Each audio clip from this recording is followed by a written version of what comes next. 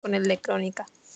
Pero también nos hace una definición de que crónica significa que el volumen de las heces es mayor de 10 gramos por kilogramo día en lactantes niños pequeños.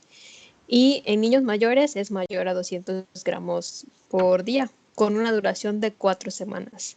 En cuanto a la persistente y prolongada, el Nelson, además de otras fuentes, sí menciona que tiene una duración mayor a 2 semanas y que inicia de manera aguda.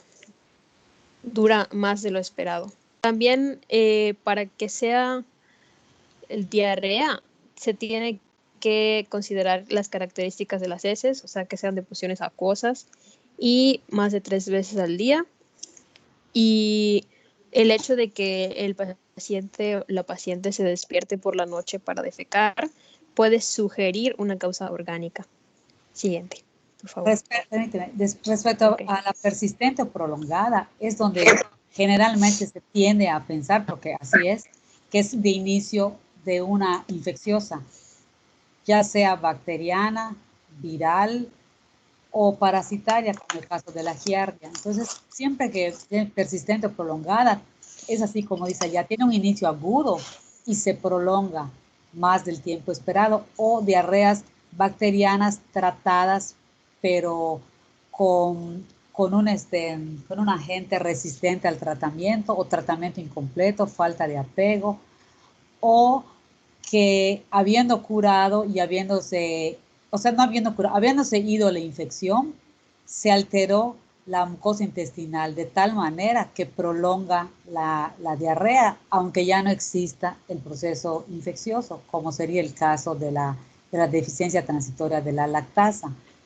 Entonces, cuando es persistente o prolongada, no hay que olvidar, primero es un inicio agudo y generalmente vamos a pensar siempre en que hay una infección a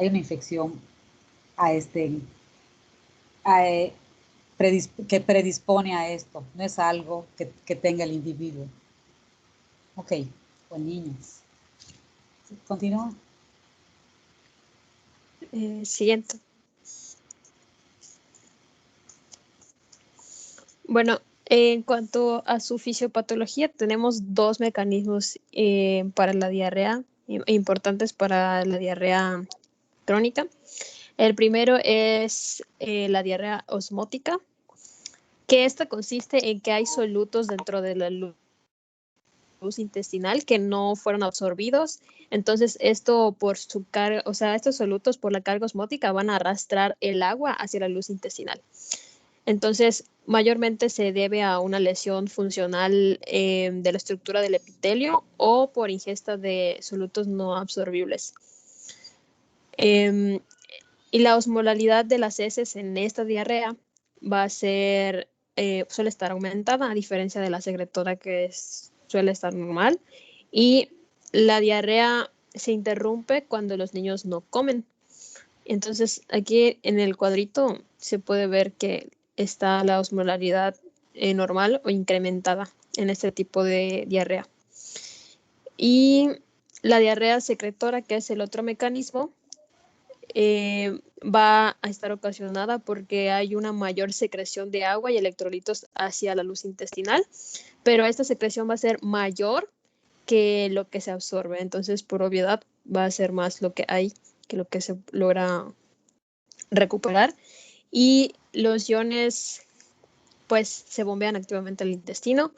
También dice que por lo general no hay lesión intestinal a diferencia de la osmótica y se van a perder grandes cantidades de volumen de heces, independientemente de la cantidad de ingesta. Entonces no va a estar como que muy relacionada a la ingesta, como en el caso de la osmótica, que la diarrea se va a interrumpir cuando los niños no comen. Esta clasificación es parte de lo que es diarrea crónica, no es todo, ¿verdad? Porque falta la inflamatoria también.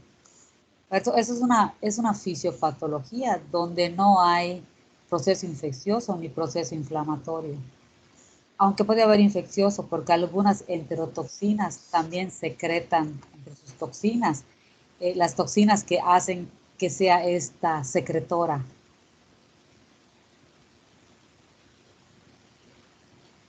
O sea, Siguiente, por favor. o sea, bacterias en otro sitio, ya sea en el tubo digestivo o en otro, que tengan enterotoxinas, provocan diarrea secretoria, que sería el único caso de alguna infección intestinal o fuera del intestino que provoque secreción por las toxinas.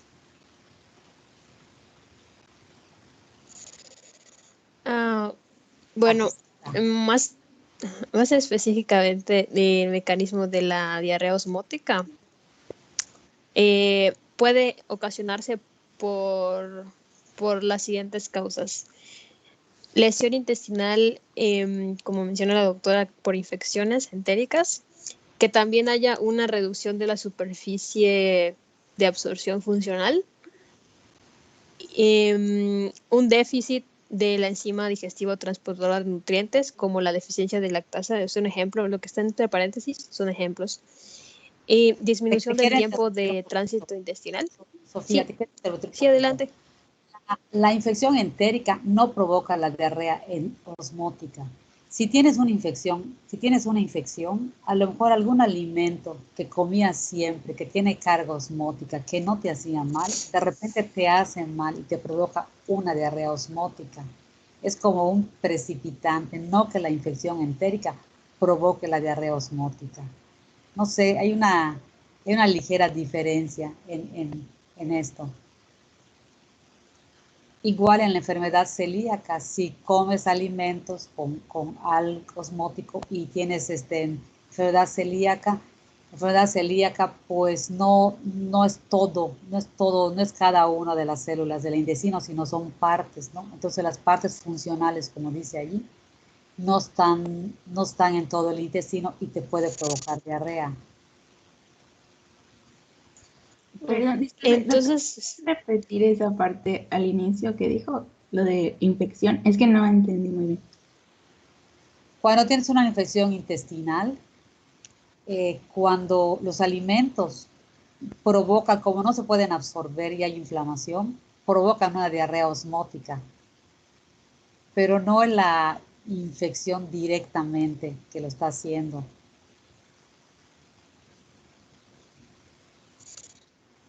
Secundariamente.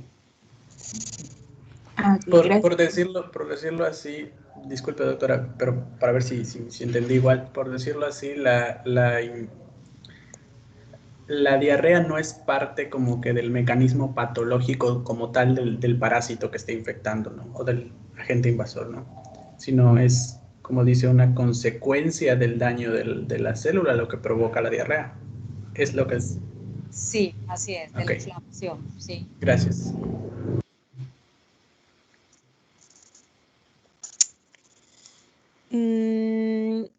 Bueno, continuando, No de también... a ver, Sofía, no de todas sí, las bacterias, cuando hay mecanismo osmótico, ¿no? Cuando hay mecanismo osmótico, cuando hay infección y cuando hay inflamación, la misma inflamación provoca moco, secreción, y es cuando pueden ver a veces que existe el moco y que puede la persona ir al baño incluso estando dormido, aunque no coma nada. Ese es el caso de, aunque coma, la diarrea osmótica es en el caso en que está comiendo la persona, y cuando deja de comer, como dijiste, en la noche cuando se duerme, ahí no hay diarrea. O sea, es una lesión intestinal con una infección leve que más cambios duran cuando están durmiendo. Cuando hay patología, cuando hay infección es fuerte, o otro tipo de diarrea crónica, sí, durante la noche también se levantan a defecar. Ok.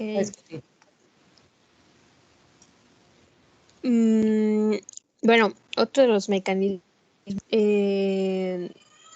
para producir la diarrea osmótica son la disminución del tiempo de tránsito intestinal, la sobrecarga de nutrientes que supera la capacidad digestiva. Y como ya habíamos visto, algunos alimentos pues tienen alto contenido osmótico. Entonces, aunado a todos esos factores, van a producir la diarrea osmótica. Un ejemplo de diarrea osmótica sería la intolerancia a la lactosa. Y pues también no solo tiene que ser uno de estos mecanismos, puede ser uno o más de estos mecanismos que estén involucrados en la diarrea osmótica.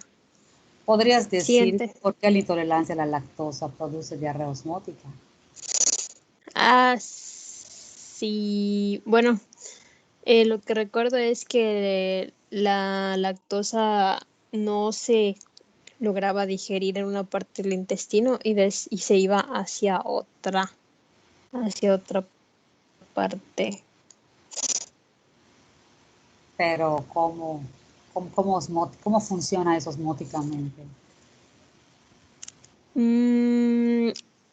Pues también leí que algunos disacáridos no son no son absorbibles y se acumula más. También no sé si también se debe a una deficiencia de la enzima encargada de digerir la molécula.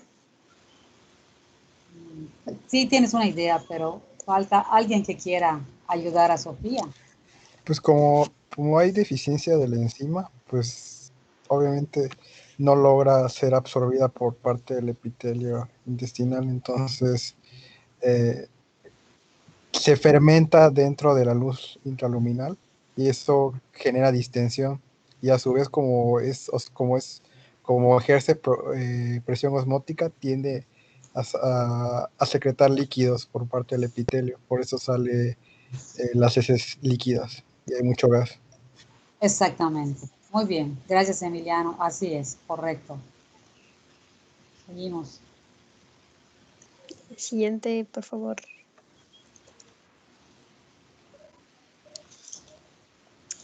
Bueno, aquí es un poco de la fisiopatología más específica de la diarrea secretora. En realidad, aquí es más o menos como que los pasos o lo que ocurre. Primero puede ser una inhibición de la absorción neutra de cloruro de sodio en los enterocitos o un incremento de la secreción de cloruro en las células de las criptas secretoras por una apertura del canal de cloruro. Después, como consecuencia, el agua y los electrolitos van hacia la luz intestinal y al final hay una mayor secreción pues desde las criptas que una absorción. Entonces, pues eso hace que haya más, o sea, deposita más de lo que se quita y pues esto persiste aún en el ayuno. O sea, como ya habíamos visto, la osmótica se regula un poco o cambia dependiendo de la alimentación, pero esta no es independiente de la alimentación. Muy bien. Siguiente.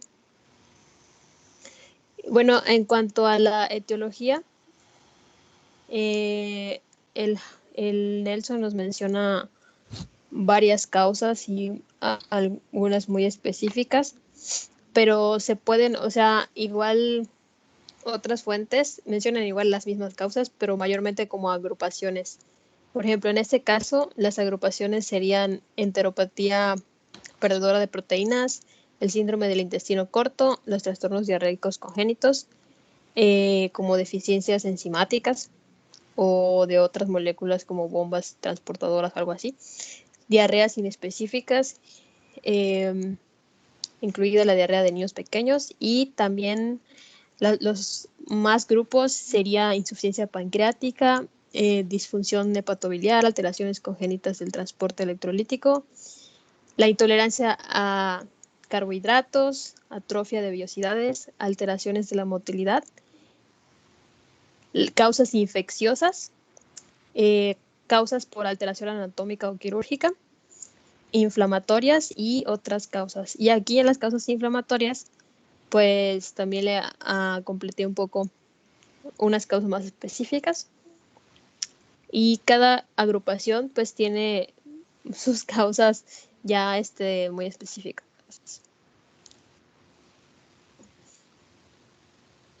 Siguiente. O sea que como Y pueden Es una amplia gama de enfermedades, sobre todo cuando se agarran las congénitas, ¿no? Y que muchas de ellas van a ser tratadas por especialista gastroenterólogo, solamente las más frecuentes y comunes y susceptibles de manejo por médico general o pediatra son las que se van a poder atender. Las otras va a haber que derivar a su especialidad. Bueno, en cuanto a las causas más frecuentes de diarrea crónica, esta tablita la saqué de un documento de la Asociación Española de Pediatría que nos divide las causas más frecuentes, pero por edad, para darnos como que una idea de, como ya vimos una lista grande de causas, pues es una manera como de hacer más pequeña la probabilidad de que es, dependiendo de la edad. Entonces, tenemos que en lactantes, las causas más frecuentes son intolerancia secundaria a la lactosa o a proteínas de vacunas. No, proteínas vacunas. Síndrome postenteritis, intolerancia a otras proteínas, fibrosis quística también está como una causa de diarrea crónica.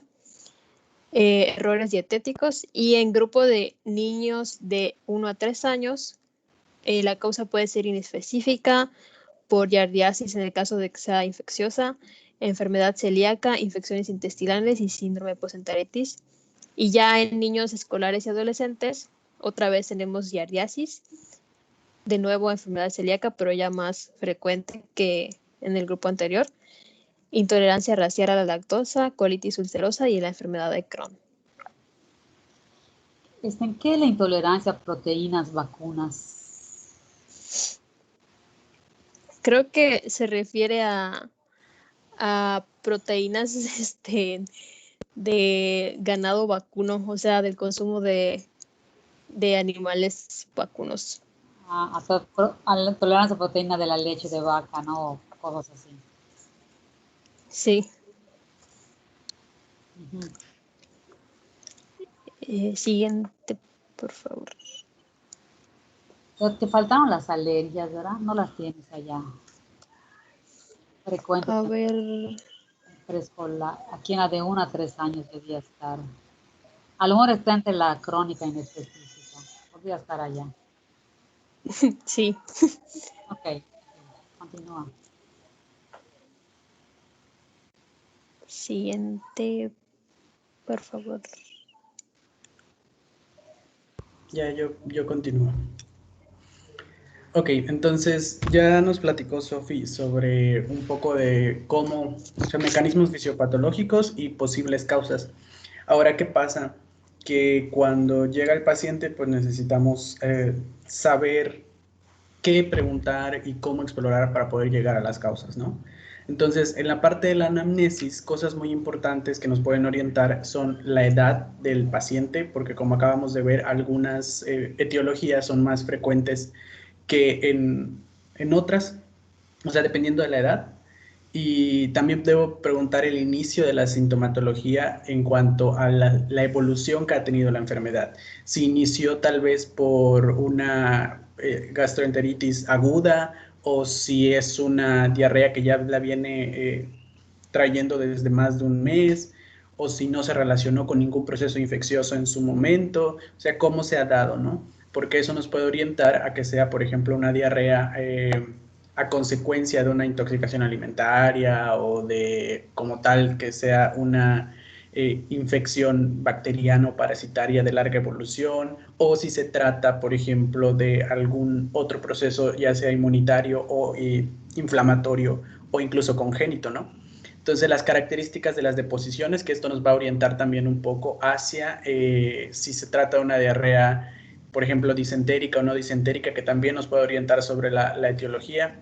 Los síntomas acompañantes, si tiene dolor, si tiene vómitos, si tiene fiebre, que también nos pueden ir delimitando el camino diagnóstico, ¿no? La cronología de introducción de los alimentos, porque en el caso, por ejemplo, de las alergias, como ya hemos visto, que las alergias no se desarrollan hasta, o sea, se tiene que haber exposición al alérgeno para que después se desarrolle la alergia. Entonces, a veces el ir conociendo el orden en el que se introdujeron los alimentos puede más o menos darnos una idea de cuál de esos alimentos es el que está causando la reacción, si se tratara de una reacción alérgica. Si hay ingesta de fármacos, porque hay algunos fármacos, bueno, varios fármacos, ¿no? Que, por ejemplo, la diarrea puede ser uno de sus efectos secundarios, o incluso que pueda haberse dado, dependiendo de la edad del paciente, pues que se puede haber dado una ingesta accidental de algún laxante o algo así. Y los antecedentes personales y familiares para orientarnos también un poco en el caso de las causas que tienen que ver con alguna anomalía genética o algún trastorno que tenga un patrón hereditario, ¿no? Entonces, aquí, según la edad de presentación, esto es muy similar a lo que ya les puso Sofi, pero es otra clasificación de edad, que aquí te lo pone en menores de 6 meses, de 6 meses a 4 años, y ya los mayores de 4 años. O sea, varía muy poquito en realidad. Y también te maneja las que son de inicio no natal, que generalmente son las congénitas, la clorada congénita, la sódica congénita, la enfermedad por inclusión de microvellosidades, la displasia epitelial intestinal, la malabsorción congénita de glucosa galactosa, la diarrea sindrómica, el déficit congénito de lactasa y la malabsorción primaria. Entonces, en general las demás son muy similares, la que es intolerancia a leche de vaca, postenteritis, fibrosis quística, y ahorita vamos a ir viendo cómo las abordaríamos, ¿no? Entonces, en cuanto a la exploración... Antes que sigas, también agregaría, ¿puedes regresar, por favor? Sí, perdón. Agregaría en lo que estabas hablando de la cronología de los alimentos, eso en caso de que sea un lactante, ¿no? Pero eso es un niño más grande. Hay que investigar qué es lo que come habitualmente, qué es lo que comía cuando inició, qué es lo que está comiendo ahora. Y si influyen sus actividades, por ejemplo, si es un niño preescolar, si puede ir a la escuela, o sea, si ya tiene retención de la S con la diarrea, si se puede aguantar o no, o prácticamente esta diarrea lo ha confinado a domicilio porque no puede realizar sus actividades. Todo eso hay que preguntar. ¿Qué más? Bueno, vas a pasar ahorita al examen físico, ¿verdad? Sí, lo tengo dividido así. Fármacos, no solamente los fármacos, si trae la receta a la mamá mejor para ver también las dosis de los fármacos. Y puedes continuar. Ok, en cuanto a la exploración física, todo abordaje de niño, o sea, de un paciente pediátrico, pero pues sobre todo en el caso de diarrea, que estamos hablando de un trastorno de la alimentación, generalmente, hay que hacer una valoración del estado nutricional. Cuando se trata de una diarrea crónica, lo primero que vamos a ver que se modifique pues es el peso. Pero si ya hay una afección en la talla, de acuerdo al crecimiento que debe tener el paciente, pues probablemente ya estamos hablando de una diarrea de larga evolución también, que nos puede orientar también sobre la etiología, porque pues, por ejemplo, en el caso de las infecciosas, a lo mejor no es tan frecuente o no todas te van a llevar una evolución tan larga como para que puedan generar una afección en la talla, pero si se trata a lo mejor de un padecimiento con el que el niño ya lleva mucho tiempo porque es algún tipo de intolerancia desarrollada o de trastorno genético o lo que sea, pues eso puede hacer que pues sí alcance a afectar la talla. El estado de hidratación, que pues también es súper importante en el caso de diarreas, porque pues lo esencial o de las cosas esenciales a tratar va a ser la hidratación para mantener estable al paciente. Búsqueda de otros síntomas cutáneos que también pueden hablarnos de otra, vaya de la etiología con la que estemos enfrentándonos, ¿no? Pueden haber, por ejemplo, lesiones cutáneas que puedan indicar una acrodermatitis enteropática. O podemos encontrar, por ejemplo, en el caso de que sean reacciones alérgicas, a lo mejor podemos encontrar angioedemas o también el rash que es característico de las alergias. Eso es en las cuestiones cutáneas. Pero también, por ejemplo, en el caso de que exista broncoconstricción en la exploración torácica, también nos puede hablar de alguna cuestión alérgica. Y este artículo y el libro nos mencionaban que también hay que prestar especial atención, claro, a la exploración abdominal para escuchar las características de motilidad, de la distensión, de pues, todo lo que se puede ver en el abdomen y escuchar en el abdomen y palpar en el abdomen, y también en la exploración perianal, porque algunas etiologías van a, como en el caso, por ejemplo, de la intolerancia a la lactosa, que el tipo de diarrea es demasiado ácida e irritativa, puede llegar a tener como lesiones cutáneas en la zona perianal que también nos pueden dar una idea de qué es la causa. No sé si algo más.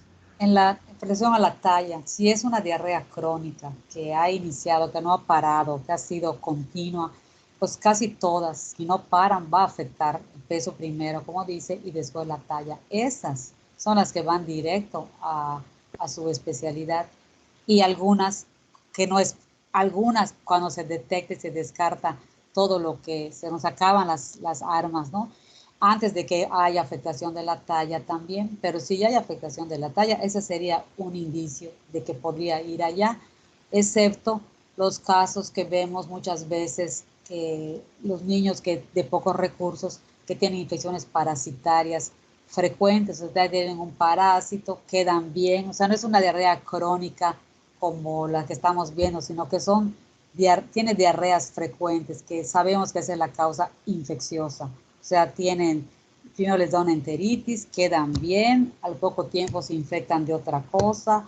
Pasa mucho en los preescolares, cuando empiezan a explorar, que empiezan a meterse en las manos sobre todo las casas que no tienen piso o los pisos que no se limpian bien, agarran juguetes, se meten en un montón de cosas. Provoca diarrea crónica. Esas hacen deficiencia de lactasa, si no se detecta y no se trata, continúa la diarrea. O sea, ver si se descarta que todo sea por falta de higiene y que se está afectando la talla. A lo mejor eso sí lo pueden atender, porque son dar medidas higiénicas, recomendaciones, o interviene aquí lo que dicen la parte social de la medicina, ¿no? Ya no es un problema médico, sino es un problema por las condiciones en que vive la gente y que escapa de nuestras manos, y que esa es una parte, va a ser aquí mi parte social, ¿no? Y que esa es una parte que los médicos le han querido entender a los gobiernos, ¿no? En un lugar donde no hay agua, pues por mucho que quiera el médico mejorar las cosas, hacen difícil que puedan sobrevivir y se presentan estos casos de diarrea crónica. Y porque si tienen que tomar el agua del pozo, ni siquiera hay potable, y tener que hervirla todos los días para el consumo, pues a veces no lo hace la gente porque está acostumbrada a tomar el agua así y no pasa nada, ya se acostumbraron. Entonces, si se descarta todo eso que les estoy diciendo, entonces hay una causa orgánica que amerita manejo a especialista, a subespecialidad. Podemos continuar, Germán. Gracias, doctora. Entonces, después, ¿qué pruebas complementarias puedo hacer después de lo que pregunto y lo que exploro? Para el caso, por ejemplo, para el caso de las diarreas crónicas, este cuadro me gustó porque en el Nelson manejaban un montón de pruebas, pero me agradó que en este artículo te manejaba cuáles se supone que se pueden utilizar o están hasta cierto punto más disponibles en primer nivel de atención. En el caso de con las heces se puede hacer coprocultivo y coproparasitoscopía, se puede hacer un hemograma, se puede medir la proteína C reactiva y la velocidad de sedimentación globular, se puede hacer una bioquímica sanguínea para ver... ¿Podrías decir para cada una, para qué lo pedirías, pensando en qué? Sí, de todas maneras, sí, es que me faltó comentarles que algo de que ahorita les voy a mostrar como que varias o todas, no diría que son todas, pero varias de las que podemos hacer. Y pues al final traté de integrar como el manejo o una idea del manejo, pero ok. En el caso de pues, coprocultivo y parásitos, pues estamos hablando de las causas infecciosas. En el caso del hemograma, a lo mejor podemos ¿Cómo también... se pide los parásitos? Se pide coproparasitoscópico. Parasitoscópico, sí. Okay. En el caso del hemograma, a lo mejor puede darnos una idea también del tiempo de evolución de la diarrea, si a lo mejor ya está causando una desnutrición, anemia y todo. Pues también es parte de la valoración en el caso de la diarrea crónica. En el caso de proteína C reactiva y velocidad de sedimentación. sedimentación. También en el hemograma puedes ver los glóbulos blancos, los leucocitos, afectación de los leucos y cómo está ese diferencial, cómo están las plaquetas. Y lo mismo que con la proteína C reactiva y la velocidad de sedimentación globular, que pues nos pueden orientar un poco sobre las causas infecciosas. Sí, exacto, el mecanismo de inflamación. En el caso pues, de la bioquímica sanguínea, pues aquí vamos a ver glucemia, sodio, potasio, cloro, calcio, fósforo, proteínas totales, albúmina, colesterol. Aquí es un poco del estado nutricional y también nos puede dar una idea sobre qué es lo que qué se está absorbiendo o qué no se está absorbiendo en la luz intestinal. Sobre hormonas tiroideas, ahí sí no estoy seguro. ¿Para qué o cómo nos ayudaría?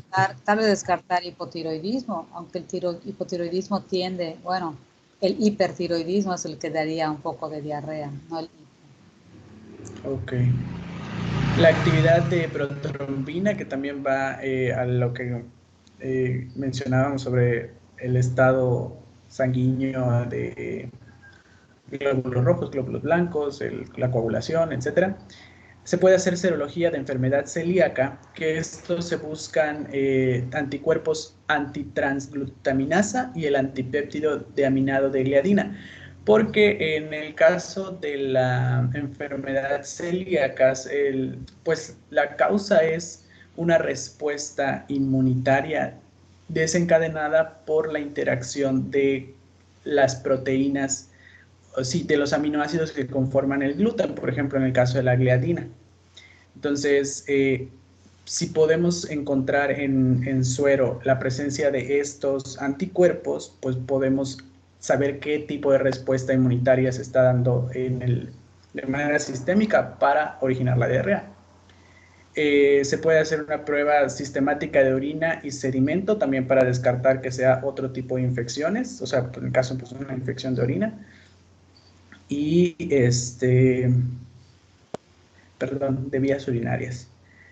Y algo que se puede hacer de manera muy sencilla es una prueba terapéutica o, por ejemplo, la respuesta clínica a la retirada de la lactosa. Si se trata de una intolerancia a la lactosa y deja de consumir lactosa, pues teóricamente debe ceder la diarrea. O en el caso de que si fuera las proteínas de la leche de vaca, si la intolerancia es a estas, a lo mejor si le cambian el tipo de fórmula con el cual se está alimentando, que sea una fórmula más hidrolizada o menos hidrolizada, se observa la respuesta y con eso ya podemos saber atribuirle la causa a alguna de estas, ¿no? También la respuesta clínica a la administración de antibióticos si se tratara, por ejemplo, un sobrecrecimiento bacteriano. Entonces, o la famosa prueba de reto, en la que pues vamos a ver si se trata de este alimento específico, se lo voy a dar y si eso le causa diarrea, pues esta es la causa, ¿no? Y si no, pues entonces no es pasamos a otro, que esos son un poco más, son sencillos de hacer en el sentido de que pues se hacen en colaboración con el padre de familia, pero pues si requieren, tampoco le vas a dar, o sea, no vas a estar retando al niño a todo, sino pues es tratar de averiguar, por eso es importante averiguar qué alimentos sí consume, desde cuándo los empezó a consumir y todo, para más o menos tener una idea de cuáles son las probabilidades. Es en el entendido de que estas pruebas complementarias que pones no tenemos que ir en ese orden, ¿verdad? Claro. De las 3 primeras que podría ser, que sí podría ser, o sea, pedir coprocultivo, coproparasitoscópico y el hemograma, dependiendo del estado en que se encuentre el niño. Si se ve muy afectado, se puede pedir de una vez las pruebas sanguíneas también. También No sé si la tengas después. Se pide también la calprotectina y la lactoferrina para valorar inflamación y diarreas. Ya y ya lo que... regresa al anterior, por favor. Sí.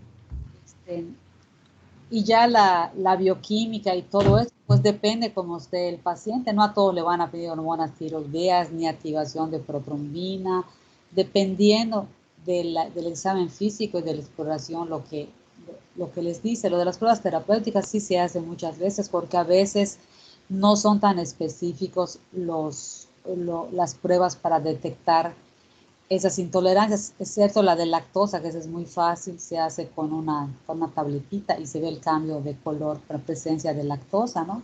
Las proteínas de la leche a veces las hacen así, la retiro y pongo.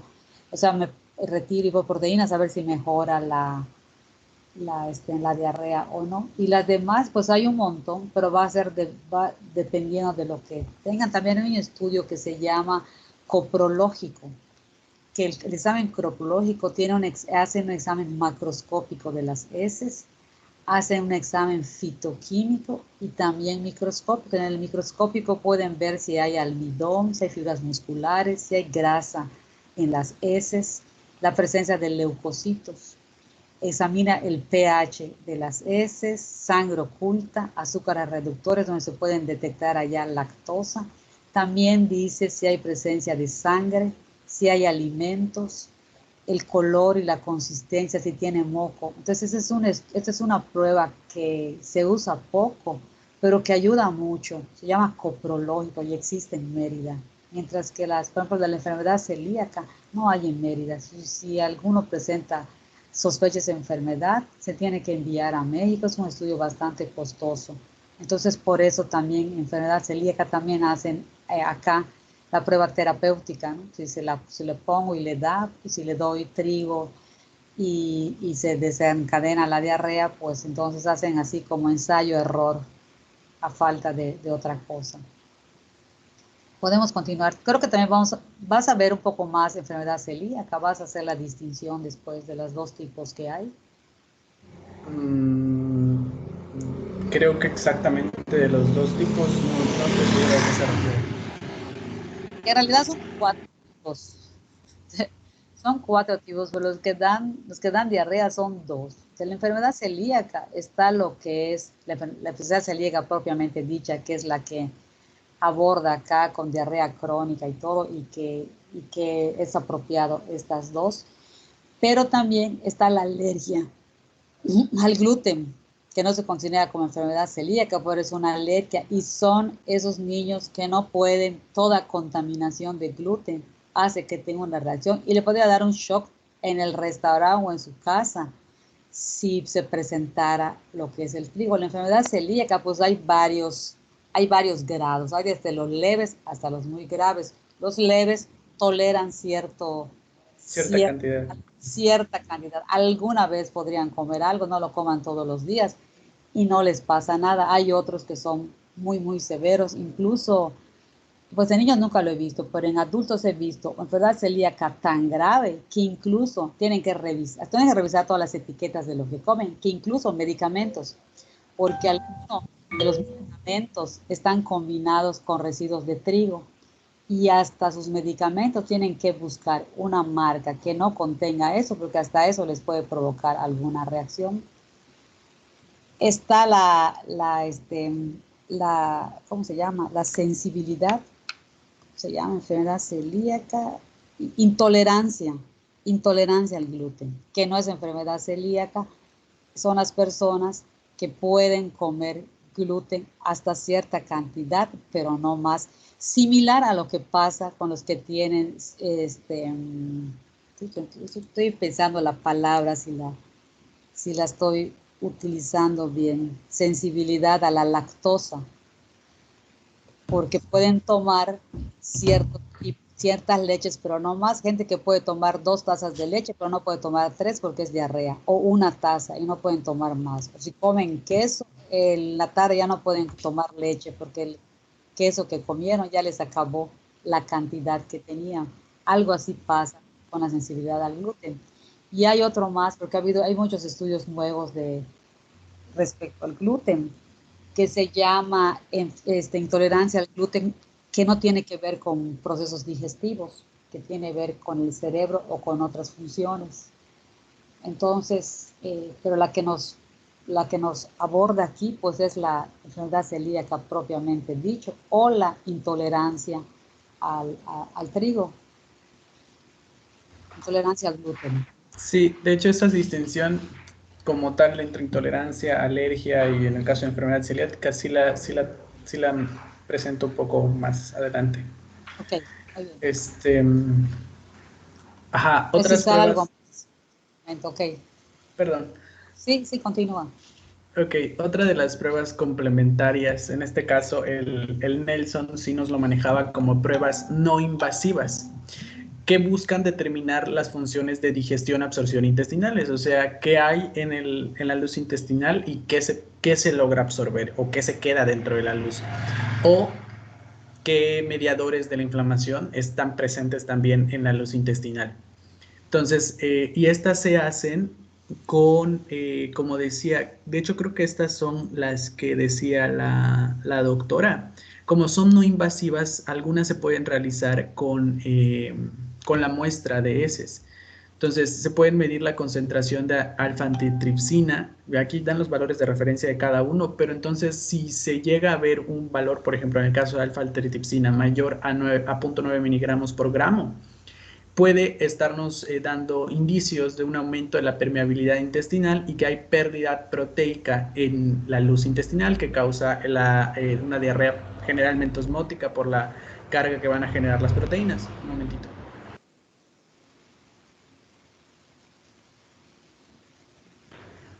Perdón, ahora sí. Se puede medir también el esteatocrito, que prácticamente es ver la cantidad de grasa que se excreta en las heces y si hay una mayor concentración del promedio, como de los que nos muestra aquí en los valores de referencia, puede estarnos hablando de una mala absorción de la grasa y esas podrían ser las causas sobre las cuales vamos a trabajar, ¿no? O sea, buscar causas que provoquen la acumulación de grasa en la luz intestinal.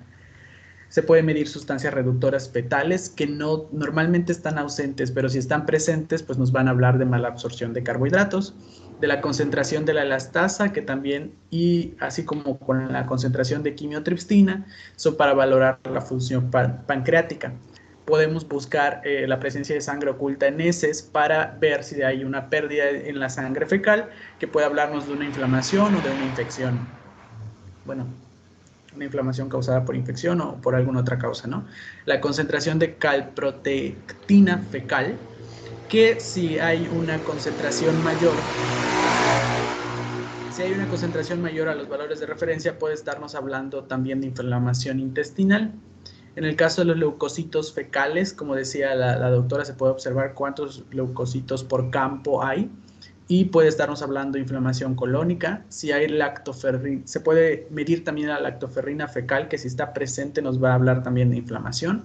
El óxido nítrico en el dializado fecal, que también nos puede hablar de inflamación rectal. La prueba dual de absorción de azúcares, que esta se va a medir en la excreción urinaria y nos puede hablar de que si hay una mayor concentración hay un aumento de la permeabilidad intestinal. Y también se puede hacer una prueba con una carga oral de gilosa, que si hay una mayor concentración después en las heces, o sea, mayor concentración de esta de referencia, puede estarnos hablando de una disminución de la superficie intestinal que está absorbiendo, en este caso, la gilosa.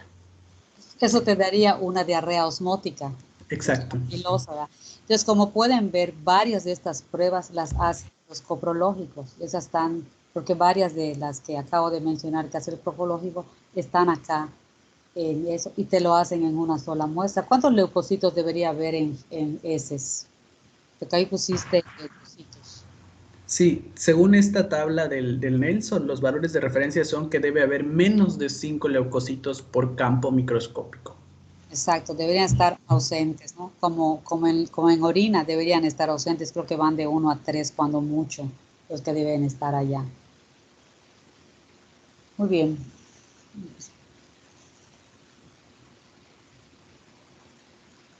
Ok, algunas otras pruebas que también se podrían hacer, en el caso, por ejemplo, del hiato osmolar fecal, lo que nos ayuda es a distinguir a través de la concentración de electrolitos o de iones en las heces, puede orientarnos, si no estoy seguro en realidad si es una osmolar o es una secretora, puedo hacer este cálculo que es 290 miliosmoles por kilogramo menos el doble de la suma del sodio fecal más el potasio fecal. Entonces, si este hiato osmolar nos da un resultado mayor de 100 miliosmoles por kilo, quiere decir que hay presencia de solutos osmóticamente activos que o están ingiriendo en mayor cantidad o no se absorbieron como debe de ser en la luz intestinal. Entonces, vaya, si es mayor de 100, nos está hablando de una diarrea osmótica.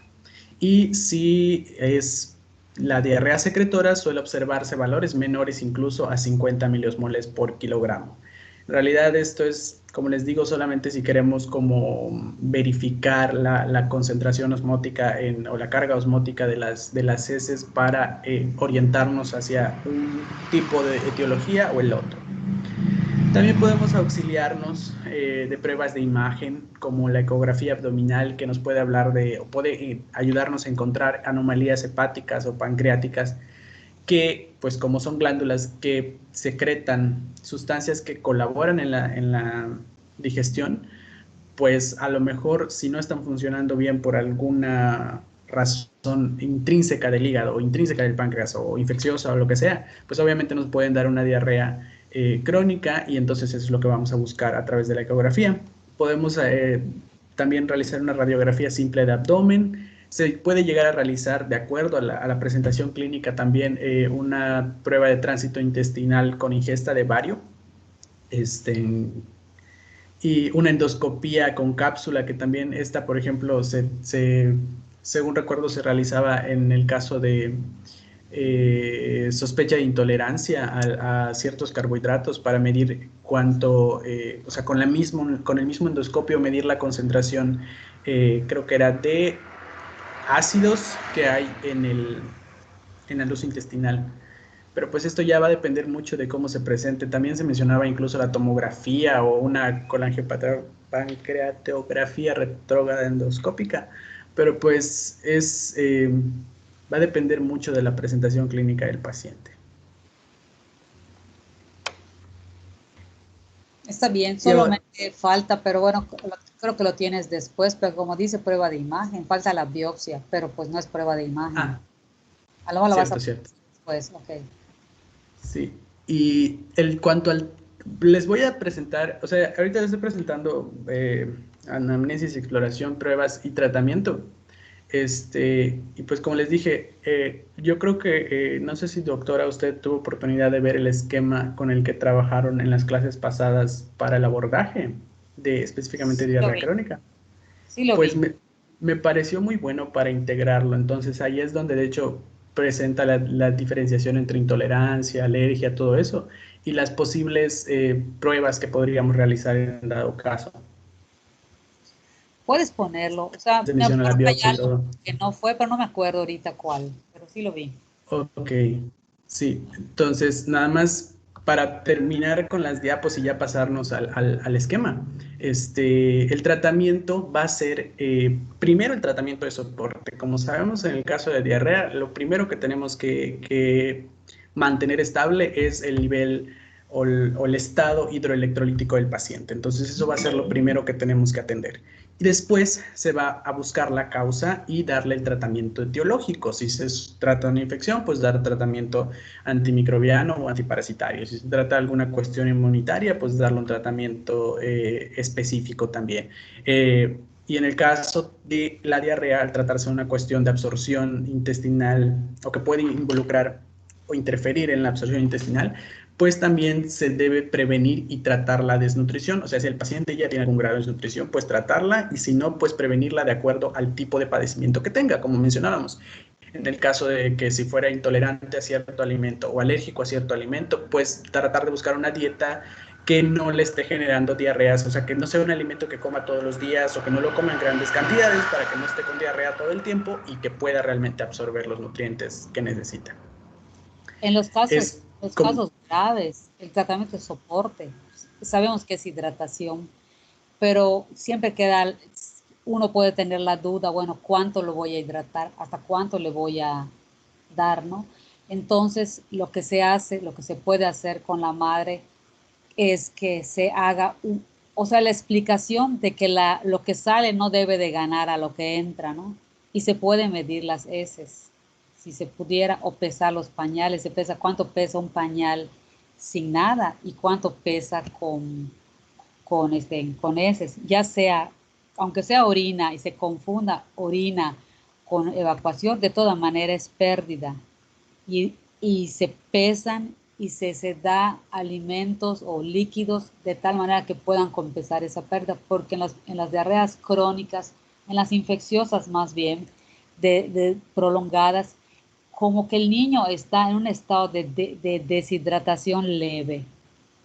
Así se mantiene y se acostumbran a verlo así. A la mamá le llama la atención la diarrea y desatiende esa parte leve. Por eso cuando pusiste el laboratorio y tienes allá una química, siempre es muy bueno porque hay que medir la creatinina. Si no hay, de tanto tiempo que están en deshidratación, acaba afectando los riñones también. Entonces, la hidratación es como prácticamente lo básico. Eso es lo que tiene que estar. En lo que yo investigo, averiguo, estudio o veo cuál es el motivo de esa diarrea, el niño debe estar bien hidratado. Y también se puede ver, se puede preguntar, una idea gruesa de ver el estado de hidratación es preguntar el color de la orina.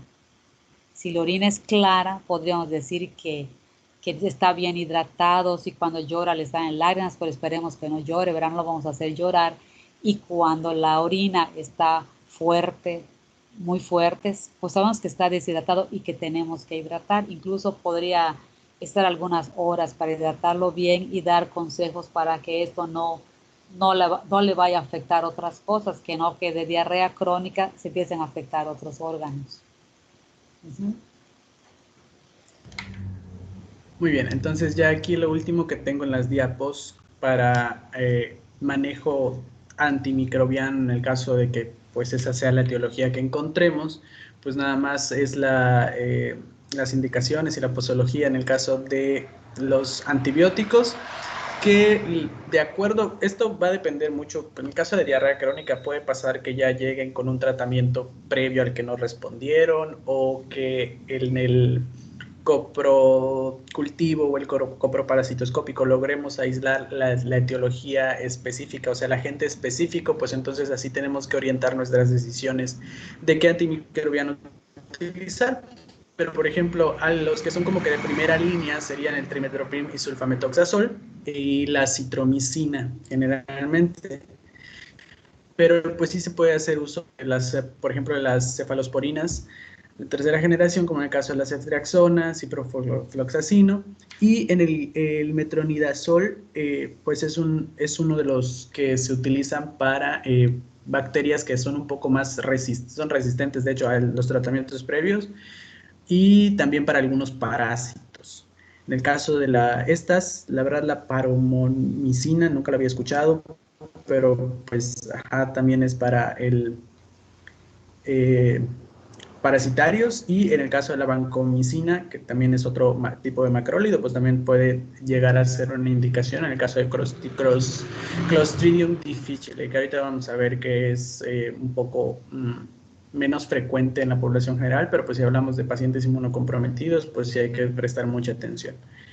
Y pues otros antiparasitarios que pueden ser utilizados, pues puede ser la nitazoxanida y el albendazol, dependiendo ahí del agente. Y pues esto es en cuanto al manejo antimicrobiano, pero ahorita vamos a ver entonces las causas o el abordaje. Nada más voy a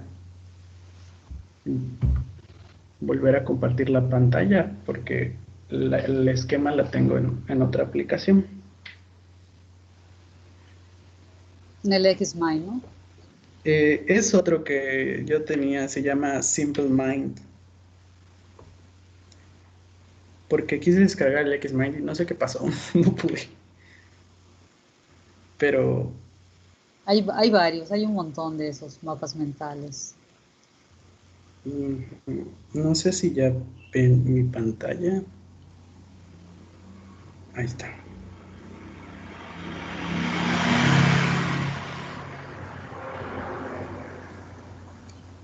Ok.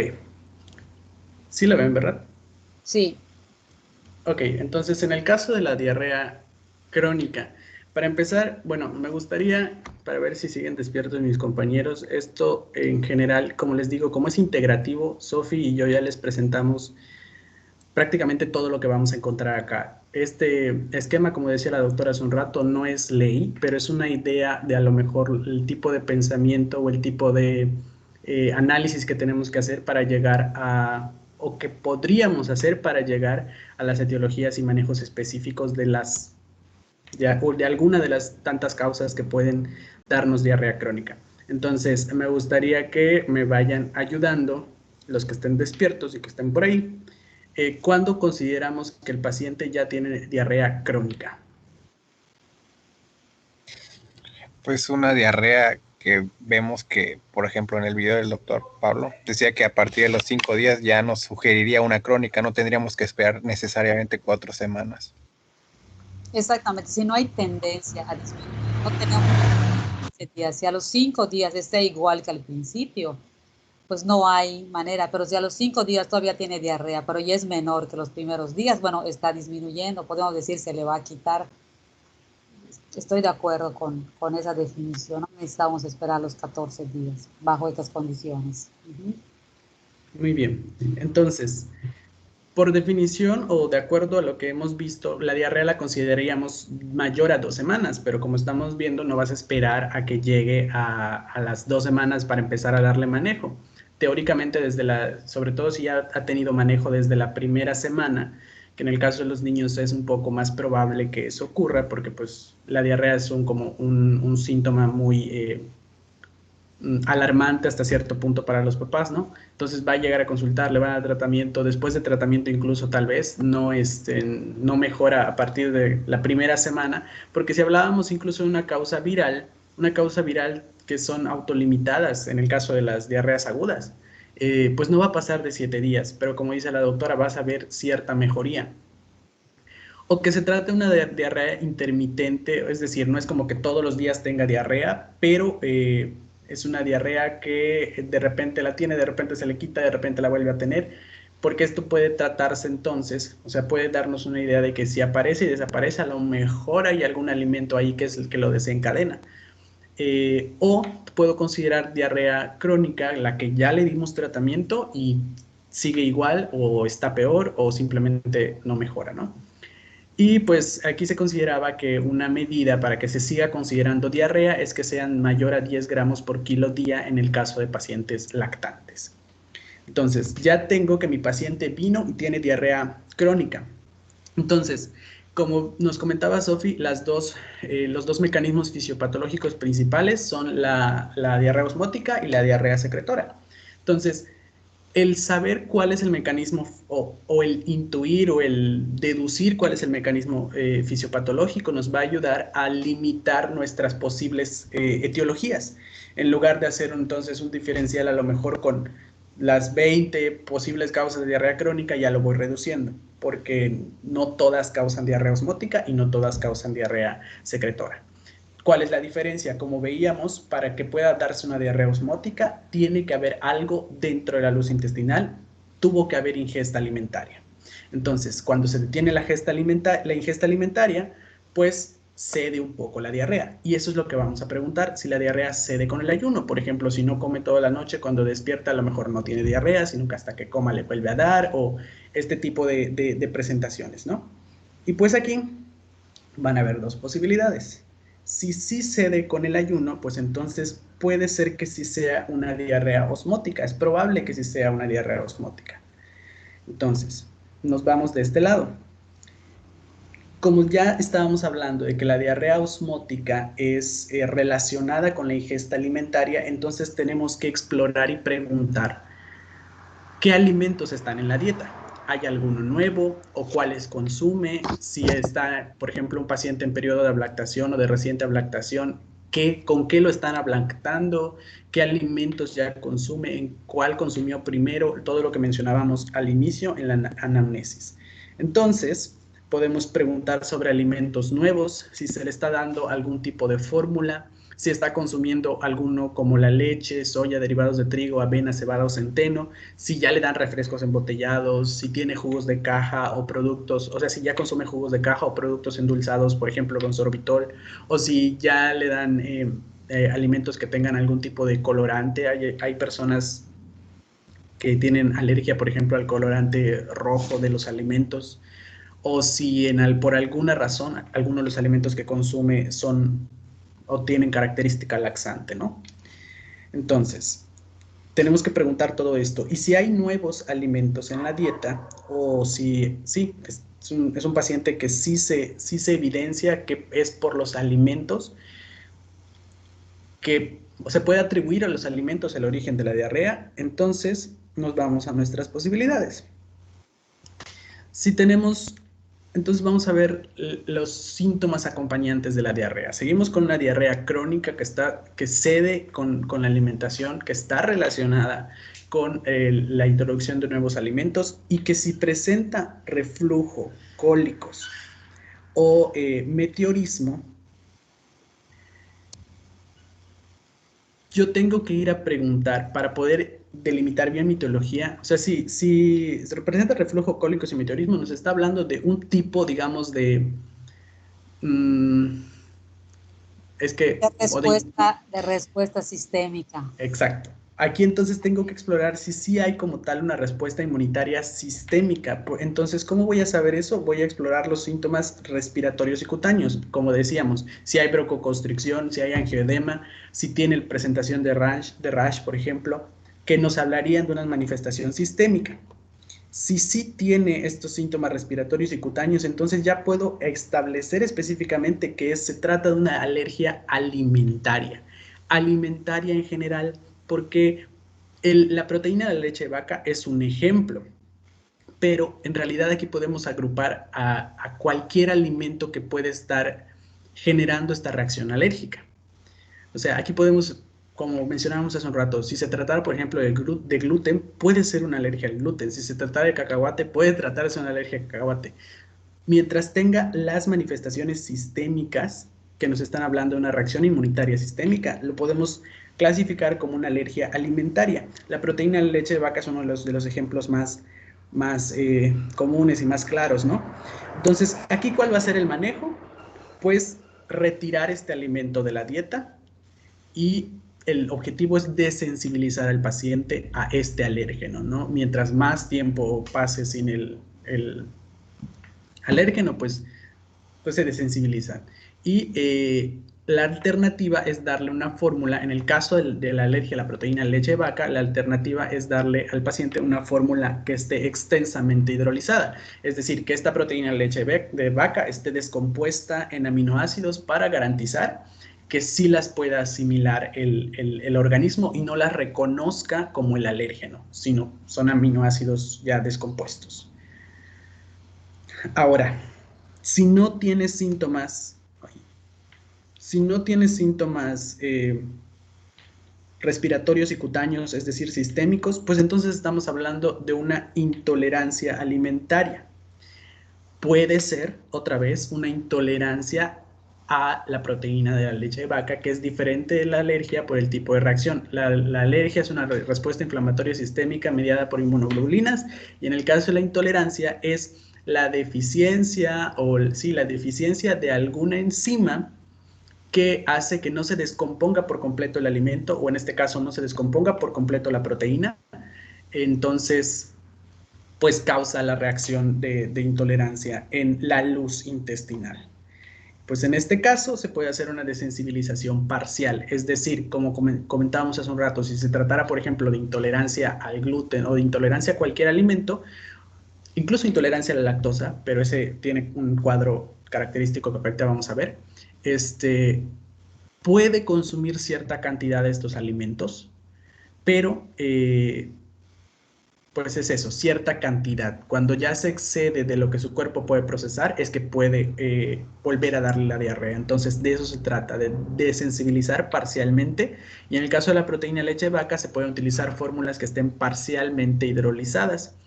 Es decir, no toda la proteína está descompuesta a nivel de aminoácidos, pero la puede asimilar el paciente porque todavía el paciente tiene enzimas para hidrolizar lo que falte, ¿no? Por hidrolizar de la leche. Sí, sí iría ya la intolerancia al gluten también. Sí. Intolerancia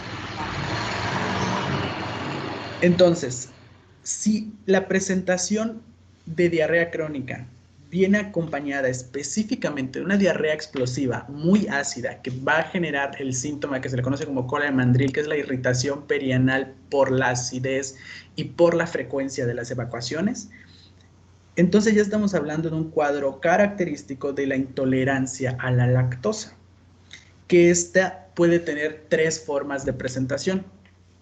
La congénita, que pues es desde siempre, la que se conoce como primaria, que es la que ocurre después de un periodo de desensibilización, y reexposición. O sea, la lactosa, si la intolerancia a la lactosa, vaya, si tú consumes lactosa y de repente dejas de consumir lactosa, puede ser que te vas volviendo sensible porque tu enzima deja de ser estimulada y va reduciendo su concentración. Entonces, a la próxima, de aquí a, digamos, muchos años, vamos a pensar, que te vuelvas a exponer a la lactosa, ya tu cuerpo no va a tener la enzima suficiente para descomponerla, o para descomponerla, para absorberla, vaya, y pues va a generar la reacción de intolerancia. Esa es la primaria. Y la secundaria es la que ocurre como consecuencia de un proceso infeccioso. Por ejemplo, en el caso de una gastroenteritis viral, que deja como secuela el hecho de que no se pueda tolerar la lactosa también por deficiencia de la enzima o por las cuestiones de pH del interior del intestino. o es el aplanamiento de las vellosidades por la infección viral.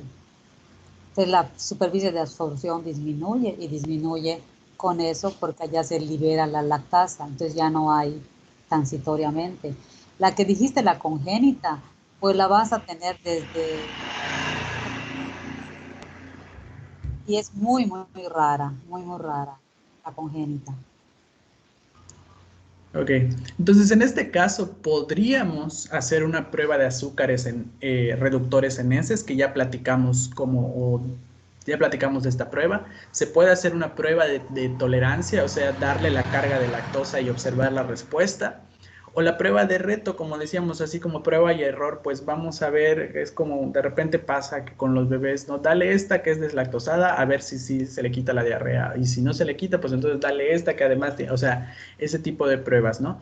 Generalmente, pues se pueden realizar las pruebas como la prueba de azúcares reductores, pero se supone que hasta solo con el interrogatorio y con el análisis de este cuadro podríamos llegar a la conclusión, ¿no?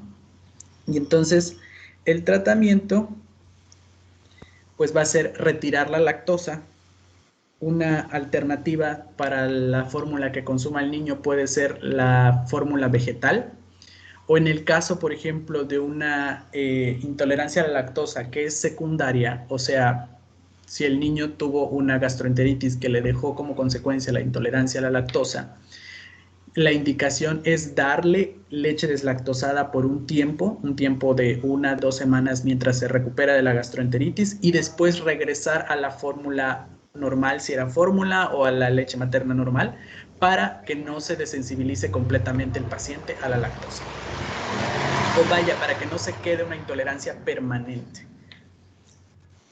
Les voy a dar un tip de mi época, porque cuando yo me formé, pues no existían las fórmulas deslactosadas, ¿no? Y a los niños, los lactantes que tomaban leche maternizada y tenían esa intolerancia a la lactosa, lo que hacíamos es cambiar la leche. En lugar de la leche maternizada, que mañana lo vamos a ver, le dábamos la leche entera, pero diluida. Manteníamos la misma cantidad de proteína, pero la lactosa disminuía pues a la mitad, un montón diluida, y no alterábamos Por ejemplo, las grasas, pues sí bajaban un poquito, pero no nos importaba mucho. Lo que nos importaba era dar menos lactosa y lo toleraban perfectamente. Se les daba alrededor de 5 días, 7 días cuando mucho. Y después regresaba a su leche, o sea, al sustituto de la leche, ¿cómo se llama? A la maternizada. No suspendíamos la vía, no suspendíamos la lactancia materna, se continuaba, pero se le indicaba a la madre que la alternara, no le diera solo lactancia para disminuir la carga de lactosa. Y disminuyendo la carga de lactosa, no retirarla toda, o sea, no retirar de todas las leches, se recuperaba muy bien. Solamente necesitabas bajarle un poquito para que ese intestino tuviera tiempo de regenerar sus vellosidades y volver a estar bien. Pero ahora, como hay la leche deslactosada, pues ahora es más fácil. Como dices tú, lo dijiste muy bien, le doy deslactosada una semana, cuando mucho 15 días, pero con una semana es suficiente. Y eso pues se regenera muy rápido. Pero sí hay que atenderlo. Si no se atiende, persiste, empieza a afectar el peso y hasta puede afectar la talla. Pero tal vez no tanto la talla, porque esa colita de mandril llama la atención. Entonces llega el momento que la mamá ya sale, ya está rosado, le duele. Entonces acuden para la atención y que se atienda a esto. Por eso no llega a afectar la talla, pero sí puede llegar a afectar el peso. Ok. Continúa. Y el caso especial o el caso específico de la enfermedad celíaca es que sí está relacionada con la incorporación de nuevos alimentos, pero pues tiene su propio cuadro. A ver, vamos a ver si se abre esto.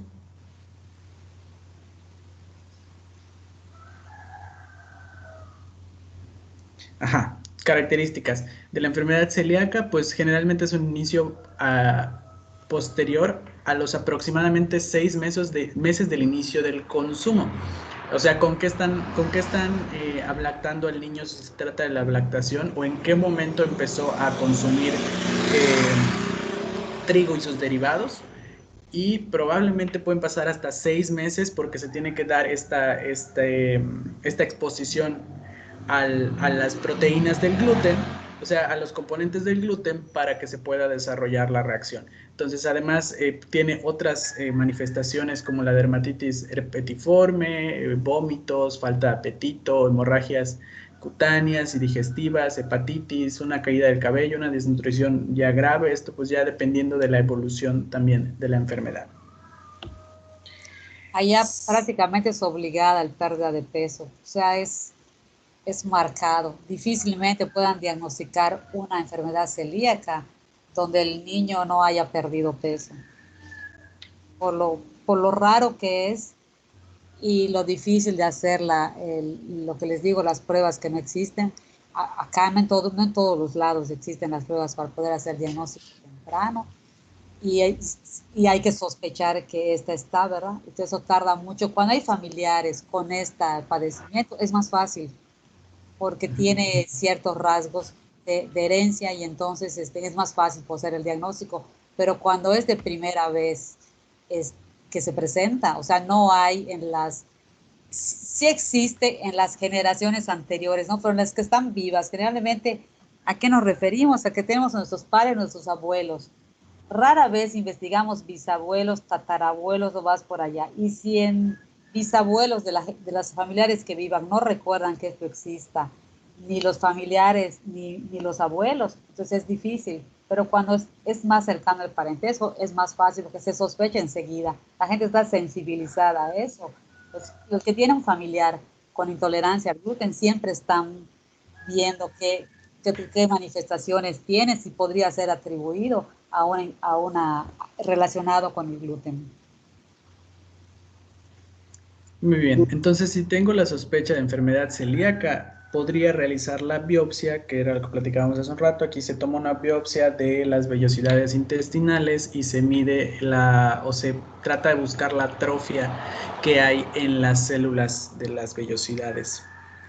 Y pues el tratamiento en realidad aquí es retirar todo el gluten, porque eso, o sea, como es una respuesta sistémica inflamatoria, es una respuesta casi como una alergia sistémica, en el que hasta el contacto con una sola molécula de gluten puede desencadenar toda la respuesta. Entonces aquí es como decía la doctora, checar que los alimentos que se consumen ni siquiera sean procesados en la misma maquinaria que donde pudo haberse procesado gluten.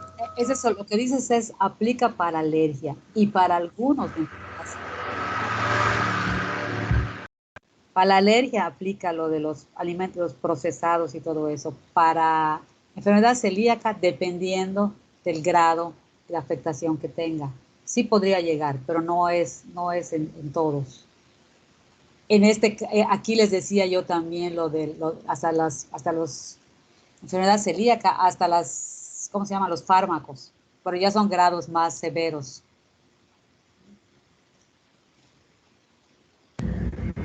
Ok, entonces, si esta diarrea que cede a la alimentación, o sea, cede con el ayuno, no la encontramos relacionada con la incorporación de algún nuevo alimento en la dieta o algún cambio en la dieta, entonces tenemos que irnos por este otro lado.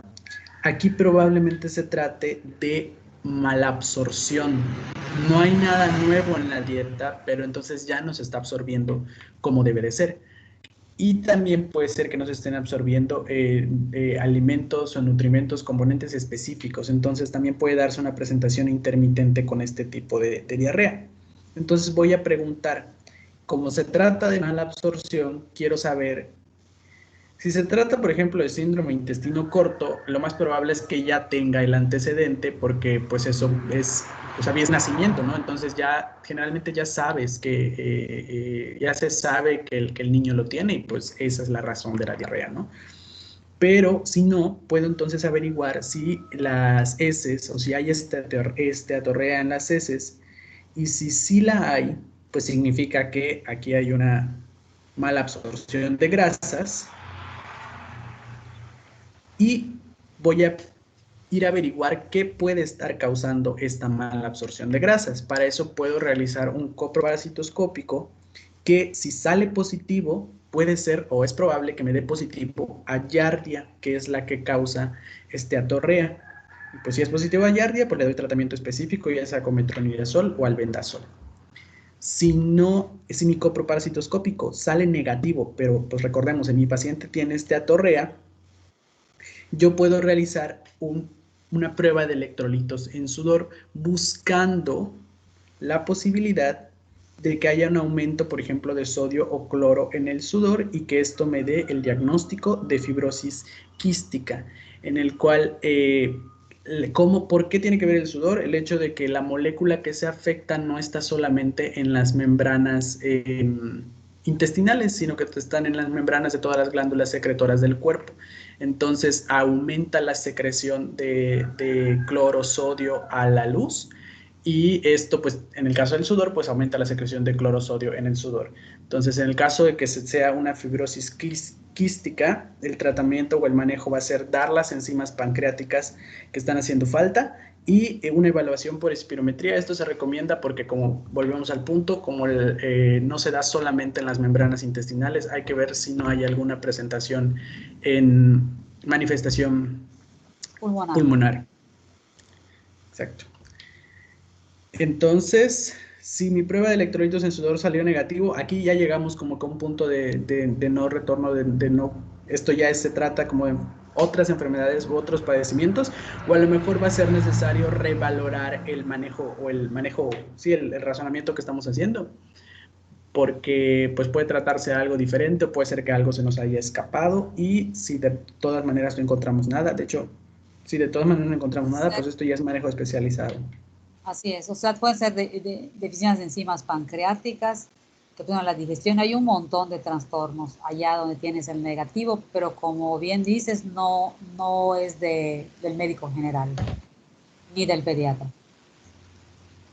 Ya sería gastroenterología, el siguiente especialista. Ahora, sí tengo esta que no está relacionada a los alimentos y tampoco tiene esteatorrea. Entonces, vamos a ver, puede ser que se trate de una mala absorción de otros alimentos. Bueno, ahorita llegamos a eso. Primero, voy a explorar y ver si tiene eritema perianal, pues a lo mejor ya volvimos a la intolerancia a la lactosa, no tiene estatorrea y se está dando de una manera de mala absorción o intermitente porque no siempre, a lo mejor el paciente ya no siempre está expuesto a la lactosa. Entonces, cuando se expone, pues le da, o cuando se expone en mayores cantidades, pues le da la diarrea. Ahora, si tampoco es por la lactosa, a lo mejor hay algún otro alimento que por el mismo mecanismo está causando la diarrea. Cuando se expone y sobrepasa la capacidad de hidrólisis o de absorción del intestino, pues llega a causar la diarrea. ¿Y dónde quedarían, Germán, las alteraciones de la motilidad intestinal que pueden ocasionar diarrea en este tu esquema?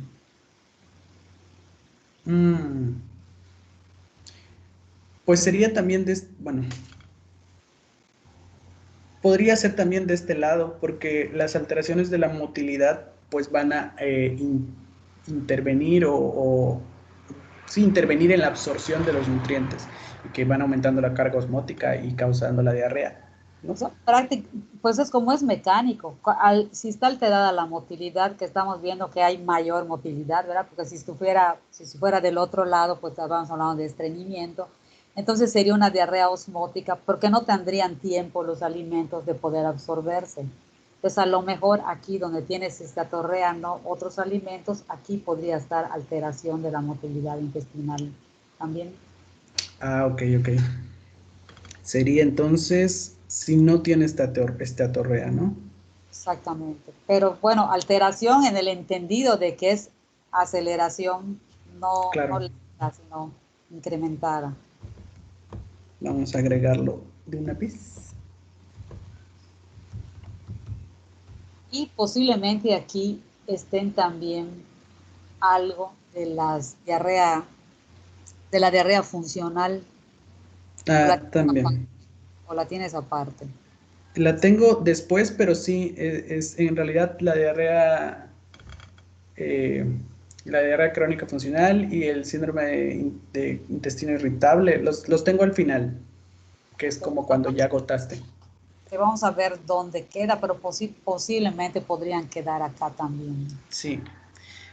Bueno, estas son de nuestras posibilidades de abordaje en cuanto al osmótico. Voy a tratar de meterle un poco de velocidad para la parte de que si no cede con el ayuno, no está relacionada con la ingesta de alimentos, pues probablemente se trata de una diarrea secretora, en el cual pues no se trata del contenido del intestino, sino de la secreción que hace el intestino.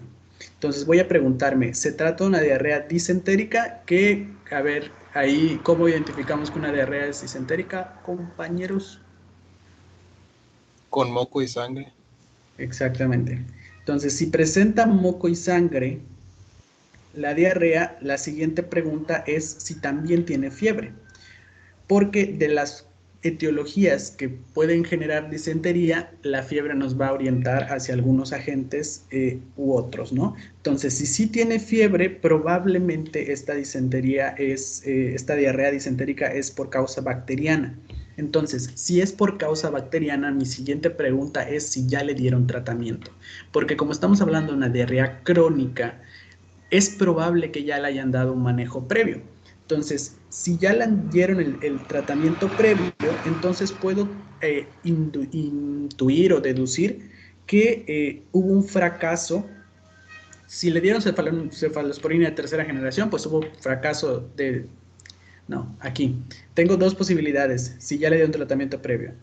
Si ya le dieron tratamiento previo con cefalosporina de tercera generación y no funcionó, o si el paciente presenta ascitis, o si tiene un síndrome de respuesta inflamatoria sistémica, o si es un paciente inmunocomprometido, pues probablemente voy a pensar en que sea un Clostridium difficile, que es el que sería tratado con vancomicina oral o con metronidazol por vía oral.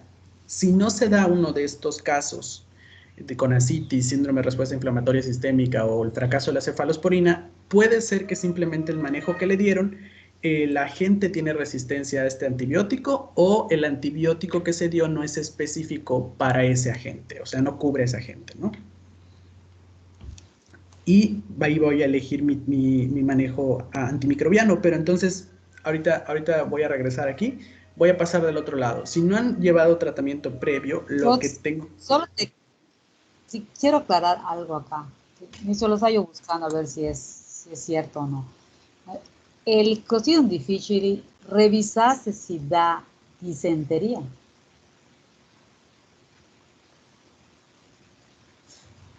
Sí, me parece que sí.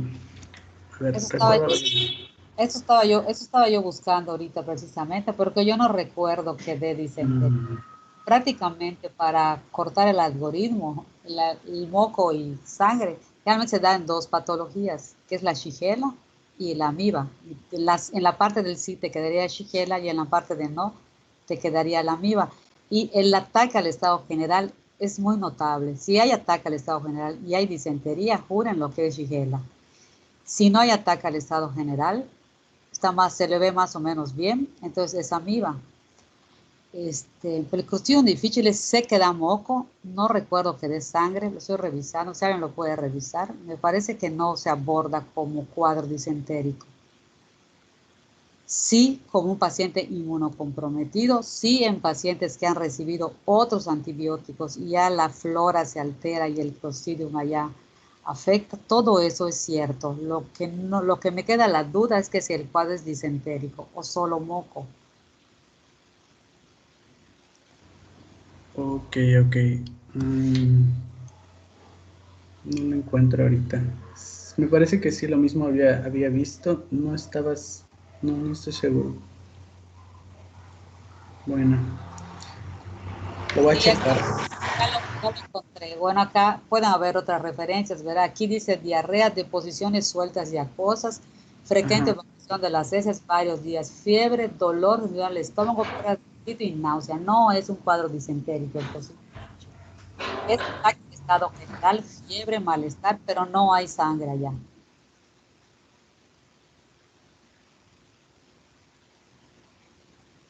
Sí encontré en el manual MSD, dice que la diarrea puede ser leve, semiblanda o frecuente y acuosa o a veces sanguinolenta. Los cólicos y el dolor son habituales, pero náuseas y vómitos son inusuales. Pero evacuación sanguinolenta no es disentería. Disentería es moco con sangre. Y sanguinolenta es que haya sangre también. Por ejemplo, en la invaginación intestinal tenemos sangre, pero no es disentería, es sangre lo que hay en las heces, ¿no? Entonces, pues nada más para tenerlo en cuenta y que lo revisen y para que no se vayan a confundir. El cuestión difícil es mucho más raro, muchísimo más raro que la Shigella. La tenemos todos los días. Disculpe, doctora, en un artículo que ahorita encontré, dice que cuando es criterio de enfermedad grave por Clostridium difficile, sí es una característica la disentería o hemorragia oculta en deposiciones. Pero creo que es cuando ya es más grave. Bueno, eso dice.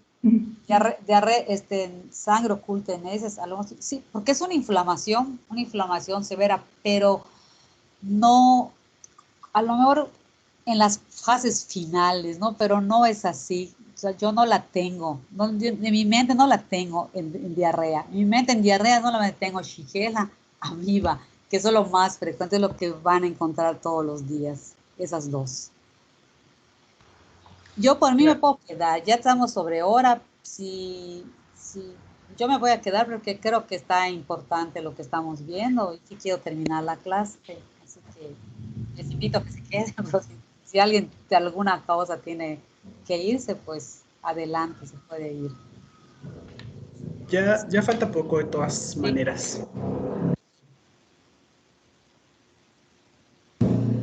En el caso de que no haya recibido tratamiento previo, pues vamos a dar un tratamiento empírico y de preferencia le vamos a asociar o vamos a añadir también en el manejo que se realiza un coprocultivo para buscar la causa específica y dar un tratamiento específico.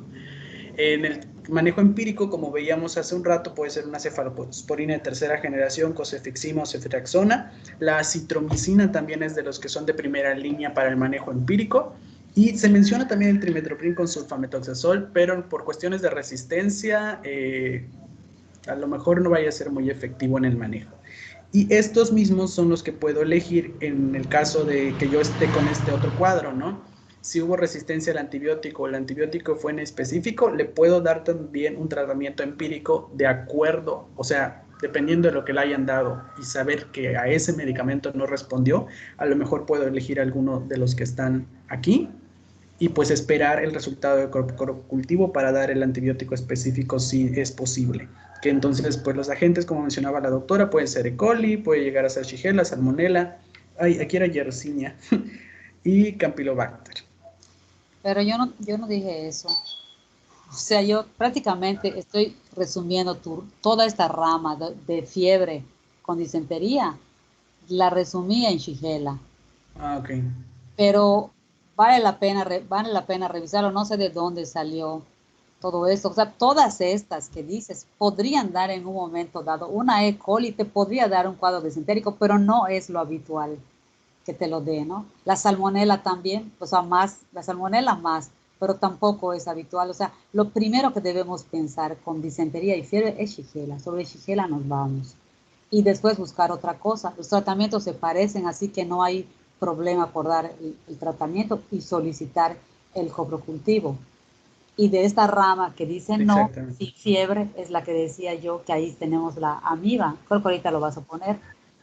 Sí, en el caso de que no tenga fiebre, podría también realizar el coprocultivo si quiero buscar el agente específicamente. Si el coprocultivo me sale negativo, perdón, coproparasitoscópico, este es coproparasitoscópico, porque eso estamos buscando, parásitos, ya no bacterias.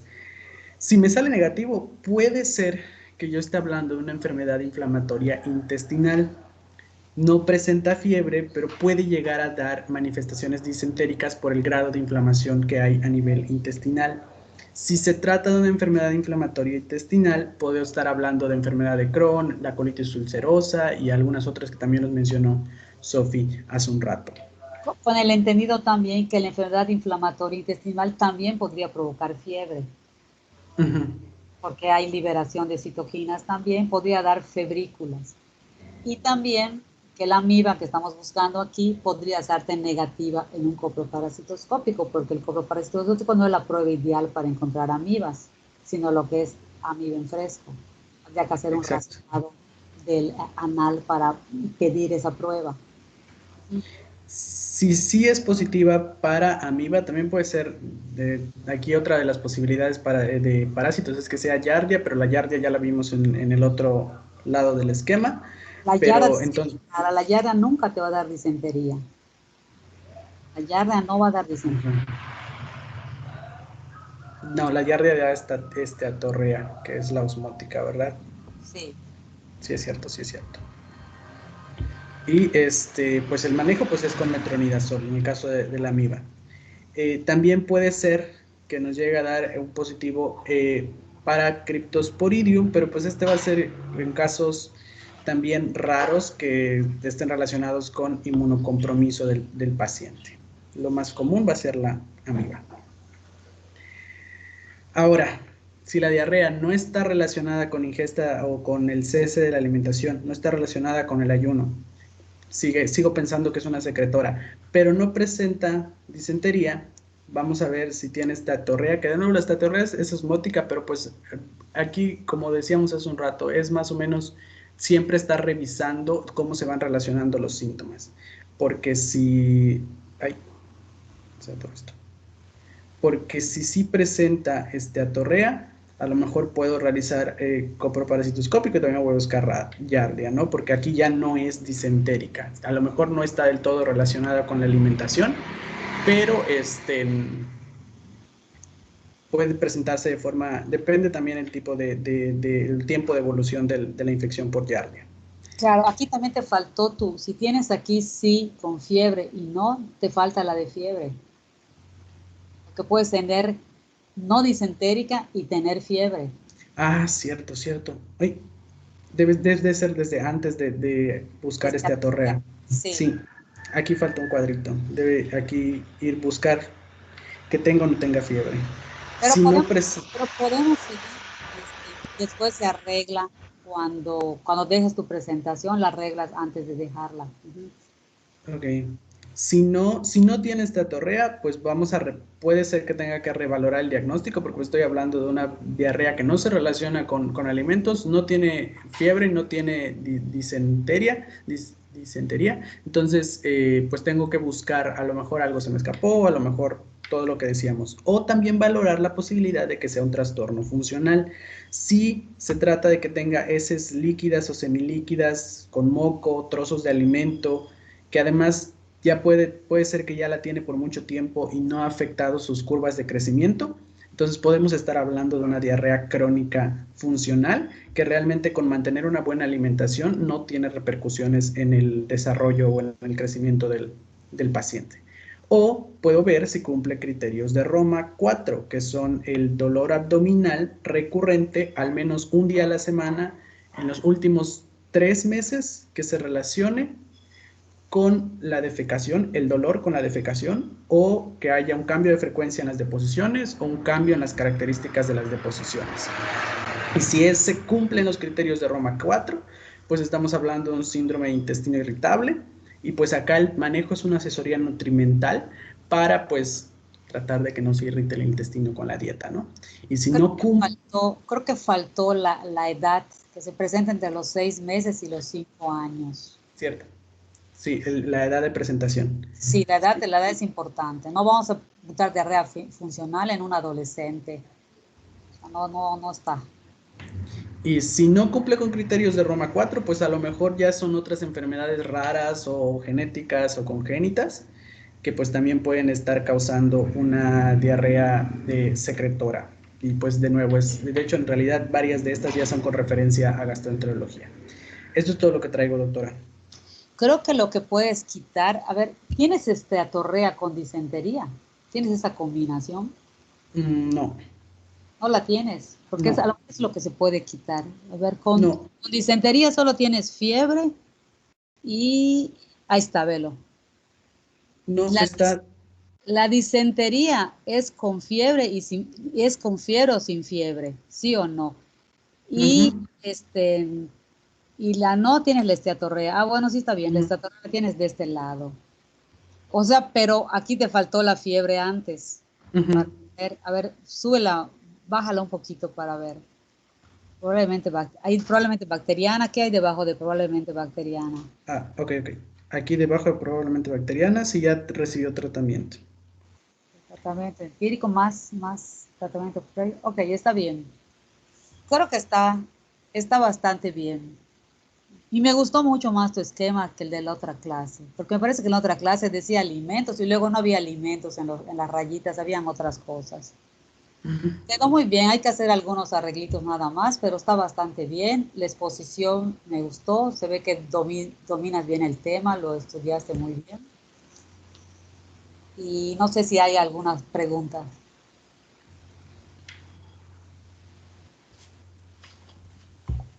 Pues muy bien, entonces mañana nos vemos con leches, creo que lo que sigue. Sustituto de la leche materna. Sí, doctora. Sí. Entonces, buenas tardes. Buenas tardes, doctora. Gracias. Muchas gracias, doctora. Igualmente, doctora. Gracias. Buenas Hasta tardes. mañana. Gracias, doctora. Hasta mañana.